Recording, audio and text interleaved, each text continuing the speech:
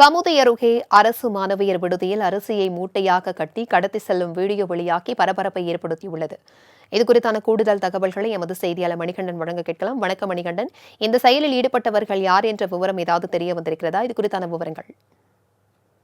வணக்கம் அபிராமி. ராமநாதபுரம் மாவட்டம் கமுதி அருகே நீராவி கிராமத்தில் அரசு உதவி பெறும் மேல்நிலைப்பள்ளி செயல்பட்டு வருகிறது. இங்கு 300க்கும் மேற்பட்ட மாணவிகள் கல்வி பயின்று வருகின்றனர். இந்த பகுதியில் உள்ள மாணவிகளுக்காக இங்கு சீர்மரபினர் மாணவிகள் செயல்பட்டு வருகிறது. இதில் 30க்கும் மேற்பட்ட மாணவிகள் தங்கி படித்து வருகின்றனர். இந்த விடுதியில் காப்பாளராக நீராவியைச் சேர்ந்த பாக்கியலட்சுமி என்பவரும், சமையலராக பரமக்குடியைச் சேர்ந்த ராசம்மாள் என்பவரும் பணியாற்றி வருகின்றனர். இந்த நிலையில் சனிக்கிழமை நண்பகல் விடுதியில் இருந்து 2 சாக்கு மூட்டைகள் அரிசியை பள்ளி மாணவிகளை பயன்படுத்தி ஆட்டோவில் கடத்தி சென்று அரிசி மூட்டைகளை நீராவி பேருந்து நிலையத்திலிருந்து வெளியூர்களுக்கு எடுத்துச் செல்லும் வீடியோ சமூக வலைதளங்களில் பரவி வைரலாகி வருகிறது. இதுபோன்று ஒவ்வொரு வாரமும் அரிசியை சாக்கு மூட்டைகளை வெளியூருக்கு எடுத்துச் செல்லப்படுவதாகவும், அரசு அதிகாரிகள் அவ்வப்போது விடுதியில் ஆய்வு செய்து உரிய நடவடிக்கை எடுக்க வேண்டும் எனவும் வீடியோ எடுத்து வெளியிட்ட அப்பகுதி இளைஞர்கள் புகார் தெரிவிக்கின்றனர்.